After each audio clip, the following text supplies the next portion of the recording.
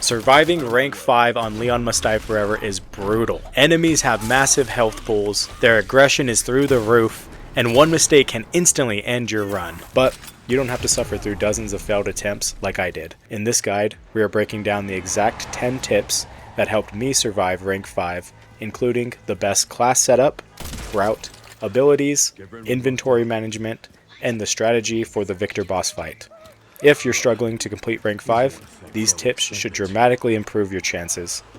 Now, before I begin, if you enjoy videos like this centered around major horror titles like Resident Evil, you've come to the right channel, because that's all I do. I upload 3 to 4 times every week, so if that's something you're interested in, I encourage you to give the like button a dose of Elpis, and then subscribe and turn on all notifications so you don't miss any of my weekly uploads. Alright, let's get into it. Tip number 1, class setup.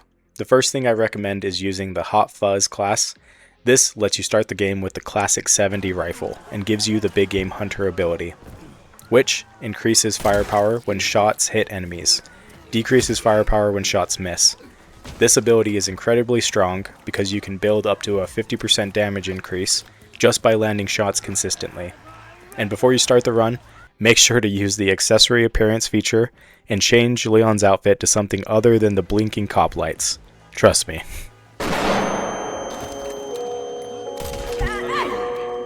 Tip number 2, the early game. Ammo efficiency is everything. Since you start with a rifle, line zombies up whenever possible. One bullet can often hit multiple enemies if they're grouped together. Every bullet you save in level 1 is a bullet you wish you had later on. I also recommend avoiding hatchet finishers on normal zombies during this section. The enemies here are the weakest you'll face all run, so use your ammunition and save hatchet durability for later levels. The exceptions are in later levels you will come across these enemies: blister heads, blind zombies, and singer zombies. If you can quickly stun one of these enemies and finish them off with the hatchet, do it. The faster they're gone, the safer you'll be. Tip number 3, keep moving. One mistake a lot of players make, including myself, is standing still, or assuming a zombie is too far away to get a hit on you. Rank 5 zombies' aggression is ridiculous. Enemies can lunge from what feels like another zip code, and suddenly you're getting grabbed. Always keep moving, always know where nearby zombies are, and never assume you're safe just because an enemy looks far away. Tip number 4, this is the ability section. Rank 5 is all about becoming stronger without creating massive weaknesses. Some abilities simply aren't worth the downside. These are some abilities I would avoid. Deadeye.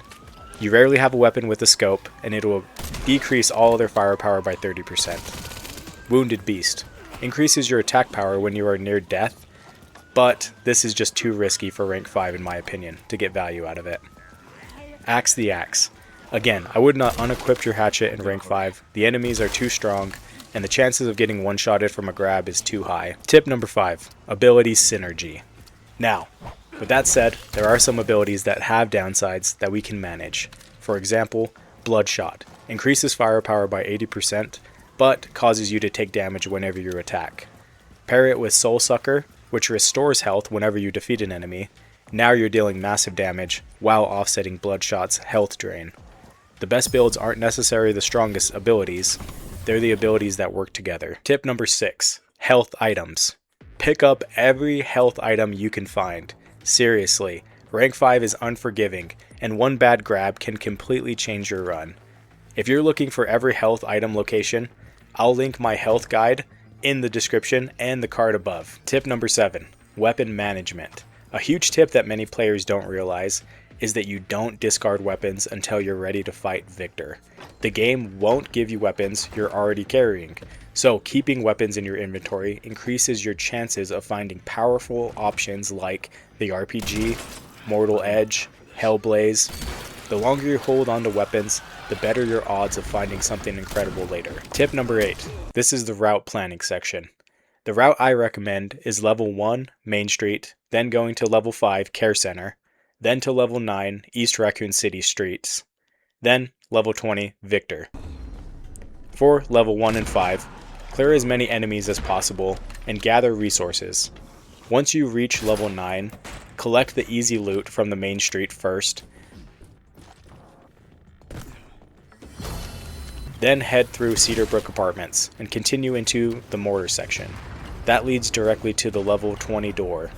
This route gives you access to a large amount of gear while maximizing your chances of finding stronger weapons. Tip number 9, the Victor boss fight.